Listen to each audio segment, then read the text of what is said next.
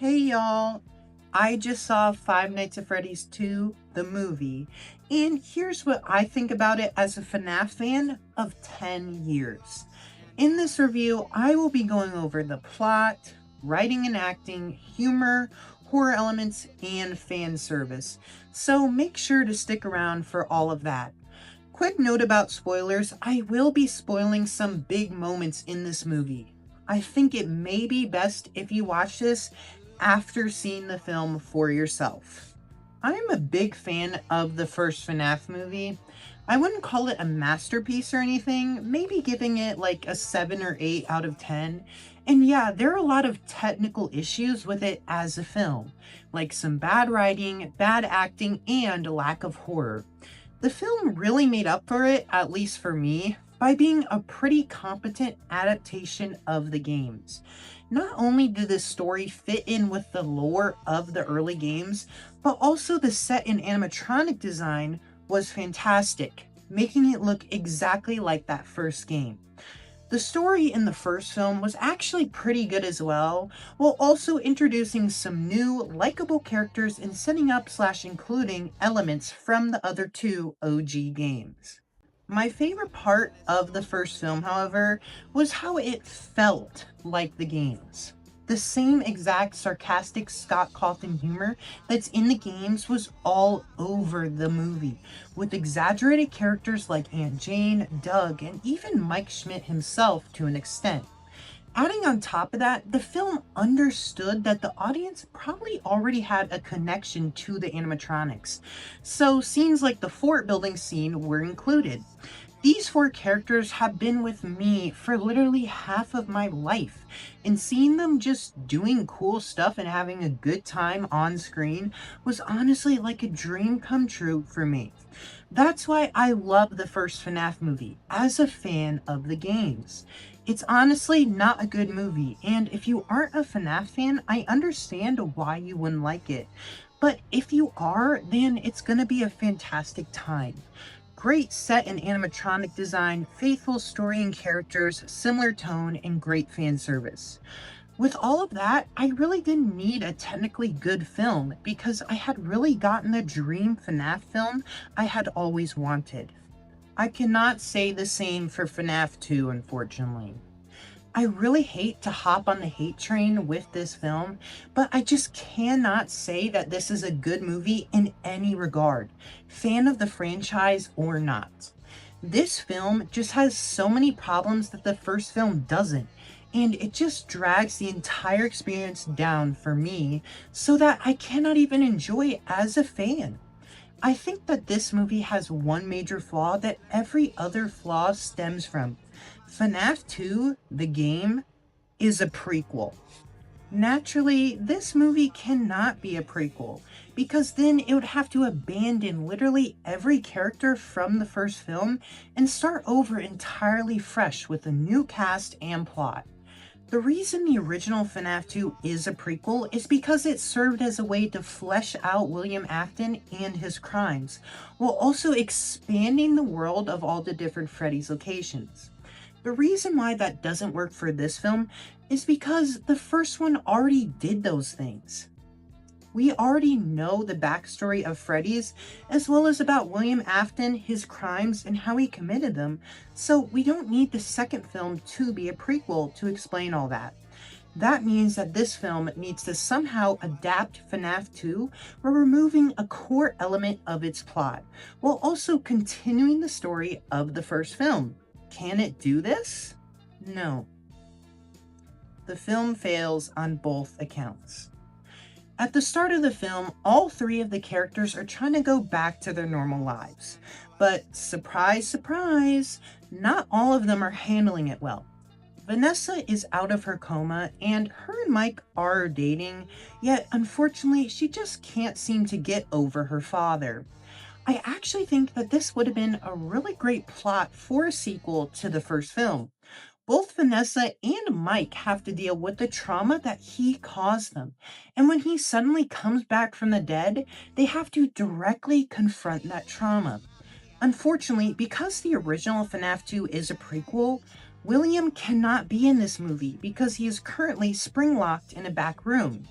So, the main villain of the entire franchise literally gets zero development in this film and is in it for maybe a total of 5 minutes max. So, okay, Afton can't be in this film, so who's gonna be the main villain? Well, the puppet, of course. I actually think that this is a smart way to sidestep around this issue because not only is the puppet a major part of FNAF 2, but also a major character in the franchise. The problem is that the entire character of the puppet is intrinsically tied to William Afton with the whole give gifts, give life thing, and since he's not in this film, that entire aspect of her character just has to be removed. Instead, in this movie, she just wants to kill parents because she blames them for her death, which, sure, maybe makes sense for this version of the character, but that is just so different from her game version that it doesn't feel like FNAF. That's the biggest problem with this film. It doesn't feel like a FNAF story in the way the first one did. The puppet possessing people and all the toy animatronics going around town murdering people does not fit in with FNAF 2 whatsoever. So to fix this, the film just erroneously adds in a bunch of other plot threads to conclude in the third movie. That is the entire point of this film, literally just to set up the third one. The puppet gets away at the end of the film, Mike and Vanessa have growing tension, and Michael Afton was introduced in this movie for some reason that I don't know, because he literally does nothing the whole film. Literally, the only thing that does get resolved in this film are the toy animatronics, which are seemingly only here to kill people, and because they probably should be in an adaptation of FNAF 2. I wish that this film could have been so much more. I wish it was a better adaptation of the second game rather than literally just setting up plot threads for the third one. This movie just feels so useless, literally just serving as a gap between the first and third movie. Does the film make up for this at all? I mean, the entire marketing campaign behind this movie was that everything is bigger and better. Well, once again, unfortunately not. You would think with this being a sequel, they would take what worked from the first film as well as what didn't work and use that to make a superior movie. The thing is just that this film was clearly rushed, so they didn't have the time to do any of that, and it actually resulted in a worse film. The biggest offender is the writing and acting. This movie was entirely written by Scott Cawthon, and it shows. Scott is clearly not a professional screenwriter, which is fine, but when he is literally the only writer, that causes problems. The writing in this movie is some of the worst writing I have ever seen in any movie ever. At the start of the movie, there is a date scene between Mike and Vanessa, and their supposed natural dialogue is some of the most unnatural shit I have literally ever heard. And like, the entire movie is like this. Not a single character in this entire movie actually sounds like a real person. More like either exposition machines or AI robots. I absolutely love Scott Cawthon, so it pains me to say this, but I think he needs to be in more of a supervisor or producer role rather than writing, because he is just not good enough at it, and it harms the movie more than it does good. Case in point, the acting in this film is leagues worse than it is in the first film. To be honest, I don't think any of the actors here are especially talented, but with this script, even more professional and storied actors like Matthew Lillard and Wayne Knight just come off as insanely cringy. An actor's whole job is to make a script feel real, and if the script doesn't work or feel natural by itself, then it's almost impossible for an actor to give a convincing performance. In the beginning of the film, Jeremiah's actor literally pauses in the middle of a line read, like he's confused on what he's supposed to be saying, and they just like left it in the film for some reason. Like, genuinely, some of the lines in this movie sound like dialogue a fifth grader wrote. So obviously, the actors aren't going to be able to make them sound natural, especially when they aren't particularly good actors in the first place. Vanessa and Abby are by far the worst in this film, with every single line from them making me feel like I was watching a school play or something. Their performances are just so flat the entire time, and it just ruins so many moments in the film. They aren't the only ones though, with pretty much everyone sounding pretty flat or natural. I will say, however, I think that Josh Hutcherson does a much better job in this film. In the first film, Mike was like depressed or something, so his voice was flat and monotone the entire time. But this movie really fixes that problem for me and makes his character a lot more likable. One actor I do have to note, however, is the man who played Henry Emily.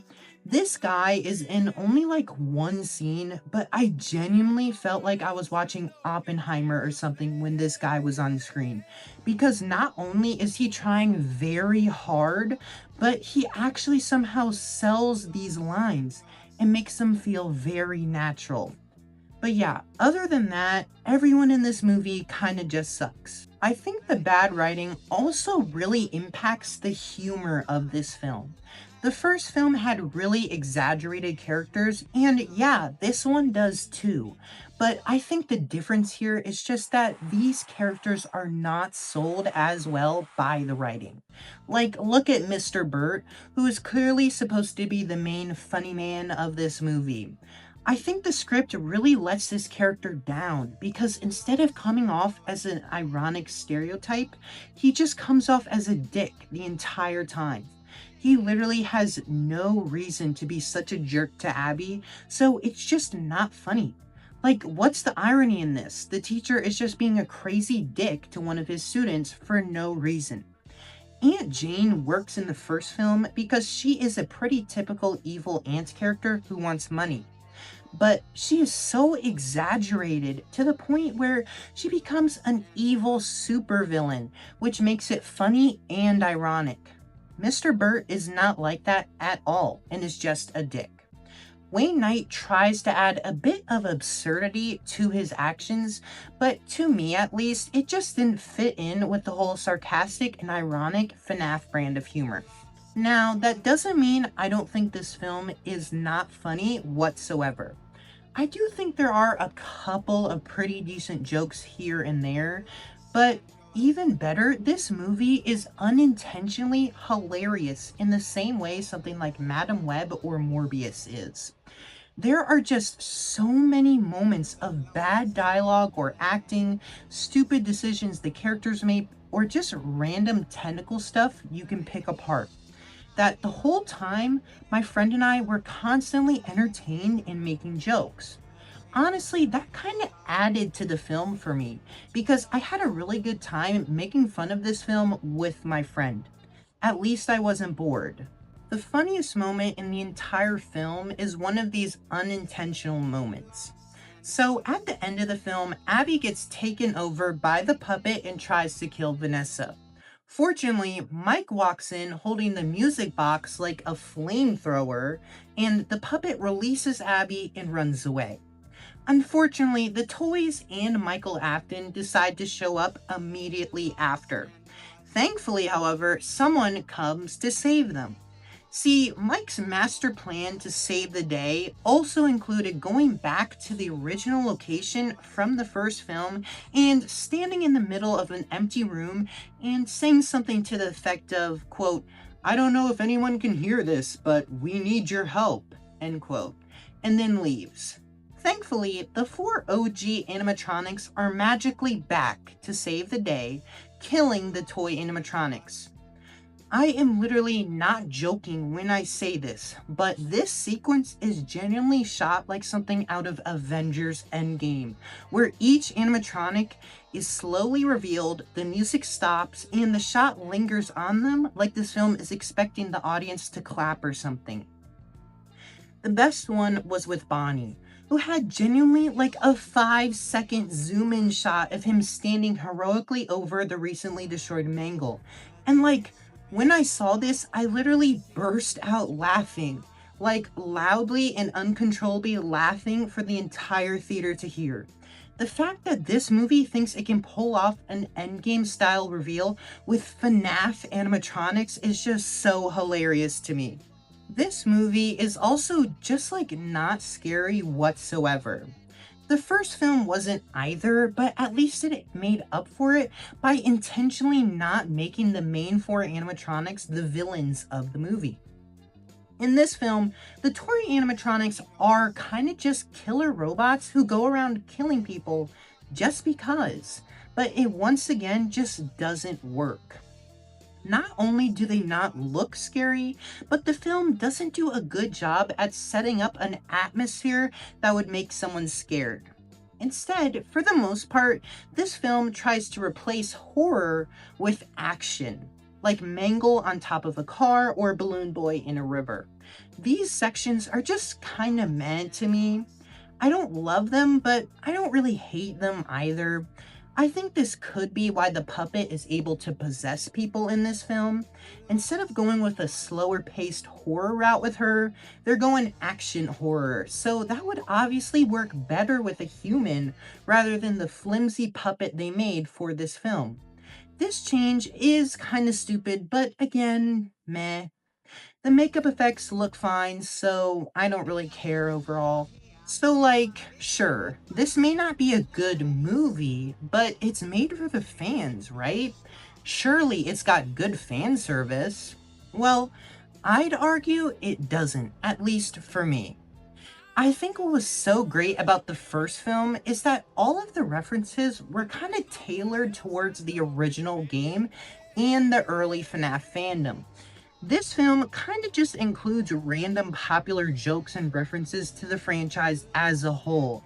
And like, sure, it's cool and all, but it just didn't do much for me. Like, the security breach reference or the har sound being in the movie was just like, whatever. I think the toys and wizards are also insanely mishandled in this film, and don't lead to any moments as good as the fort scene in the first film. This film also has way less cameos, with the really only big ones being Circus Baby and Shadow Bonnie, which are both just like whatever. Corey Kenshin is back again with a decent callback to the first film, and MatPat voices Toy Bonnie and does an overall okay job. Before I wrap this up, I do want to say some good things about this film, because I think that there are some. The absolute best thing about this film are the animatronics themselves, which look absolutely fantastic and exactly like how I would have imagined them to be in real life. The toys look glossy and the withers look decaying, both exactly like the game and being almost 100% faithful. I think all three of the toy voices are pretty great as well, with Megan Fox doing probably the best job, although she does get a large majority of the screen time. The set design as well was just fantastic, with the new pizzeria in this movie looking quite fun. I don't think it's a good adaptation of the FNAF 2 location, but it does still look great regardless. This film also does have a few creative shots here and there, but it also has a bunch of shot reverse shot and talking scenes, which I forgot to mention earlier. Even in a movie with so much wrong, there clearly is some talented people working on this project. Overall, this is an absolutely terrible film. The fact that the original game is a prequel, while this film cannot be, ruins the movie, leading to a bad plot, bad writing and acting, bad humor and horror elements, and being an overall worse adaptation of the game. Yeah, I think this film deserves the 12% on Rotten Tomatoes. I just can't see any reason as to why someone would like this film, even as a fan of the franchise, and it makes me sad to see so many FNAF fans eating this up. Look, I get liking things that are clearly bad. I love the Bluey video game, and I know that game is terrible. All the little kids and autistic FNAF fans just like seeing FNAF animatronics and references in movie form, and like, that's okay, but can we at least admit that's why you like it? I can admit I am biased towards liking the Bluey game because I was hyper fixated on that show for 2 years. Can you admit this movie sucks even though your special interest is FNAF? I just cannot understand all these stupid people on Twitter saying, don't trust reviewers, they aren't fans, they don't understand. When this movie is simply not a good film, even for fans. This film is a terrible adaptation of FNAF 2 in literally every single way. So what benefit do I get from being a fan? Just because I know who Circus Baby is doesn't mean I think this movie is peak when she shows up as a cameo. We as fans need to stop accepting when things are bad like this. Because if we do, then Scott is going to think it's okay to just keep releasing slop. It's not. We want good movies that actually have respect for not only the source material, but also the audience watching it. And this movie does not have either. I can only hope Scott and company are willing to put in a little more effort into the third film, which I think can 100% be good, because this film fucking sucks. I absolutely do not recommend FNAF 2. 3 out of 10. Well, y'all, that's my review of Five Nights at Freddy's 2. I would really appreciate it if you could like, comment, or subscribe. That's all I gotta say for this review, but I just want to take a few moments to talk about me and my channel. Okay, so let's see. So I did some research on like things I could do to increase engagement with my YouTube channel. And the two changes I decided to make were, one, I would add a beginning hook. So like at the start of this video, I'm like, in this video, we will talk about this. So I did that because like, I think some of my especially longer scripts, I have like 5 minutes of setup and people stop watching during them. So I just want to have that so they know what I'm going to be talking about and they'll be willing to watch more. Another thing, I hate to admit it, but my thumbnails just suck so far. I like them, but it's also like I'm looking at them on my laptop, and it's like I can see them way bigger there, but they just don't size down well. So I'm gonna try to get better at editing thumbnails. The biggest thing is like I need to make the words bigger. Hopefully with this video, I'll like put in some more effort into the thumbnail and like be better at it, but you know, it'll be a learning curve, and I need to find a style and I need to find something that works. So my last video actually did like really well. I think it's either my second most viewed video or my most viewed. I was really proud of that video. Like I got it out pretty quick, and I think the quality of it was actually pretty good, mirroring my normal quality at least. So I'm happy with that and how it did. And stuff like that, like I got 54 views as of now on my Destiny Renegades video. And it's like, that's really encouraging, especially when it's like, I have 8 subscribers. Like I'm getting out of my reach a lot and like people are liking it. So that's good. Something I did notice though, is like my videos are really long. Like this review, I was literally just gonna like make a TikTok on it, and I just started writing and it got up to like 3,000 word script, and I'm like, what the fuck happened? And like when I was writing the TikTok script for this, it was like 1,200 words, and I'm like, okay, that's even longer than my COD script, and this review is shorter than that COD review. So what happened? I cut it down to 1,000 words, by the way. But I'm like, is it just because like the stuff I'm talking about recently is stuff I know about, or is it like it's also bad quality and I think it's easier to make reviews on things that are bad?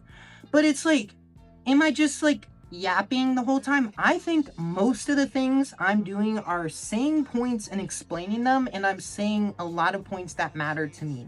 So I don't know, but it's just something I'm noticing.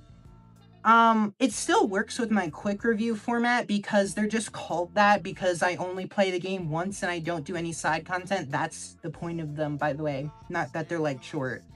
They are shorter than what I would plan to do in the future though. But like anyways, like I don't know, they're getting long and I like that, but it's also like I wonder if that's a bad direction to be going in. I don't know. I like long videos, okay? I like making these videos. I liked making this script, so I think I'm gonna keep doing it. Just something I've noticed. Future video plans. So I am working on playing through a routine now. I have an exam tomorrow, an exam the next day, and then I have an exam in a week from now. So I've been studying. Oh, and I have to do a fucking essay, and I have to do my fucking English presentation. Where am I don't even want to talk about that. I'm busy. It's exam week, and I don't have a lot of time to make videos or play games right now. So hopefully routine will come soon. It'll definitely come before Avatar comes out.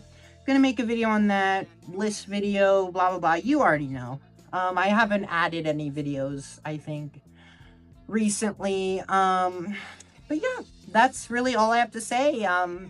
Again, if you guys like this review or watched this far, I really appreciate it, and it would make my day if you could subscribe. I have 8 subscribers, so I see when every single person subscribes. I was at work today and I got an email that someone else subscribed, and I was like, wow. That's so great. So yeah, I would really appreciate it. But that's all I have today for you guys. Bye.